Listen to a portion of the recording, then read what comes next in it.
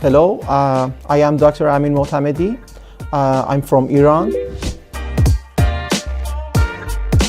It has good hydrophilic properties and it's good tensile strength, which makes it a good choice for different fixation methods, either with pins or with suture fixation techniques. My first treatment option for horizontal bone augmentations are Dr. Urban's sausage technique.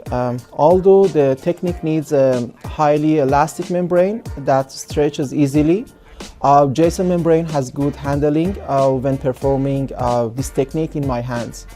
Another important feature was its hydrophilic property that is crucial in this technique. It's an excellent option for different horizontal bone augmentation techniques.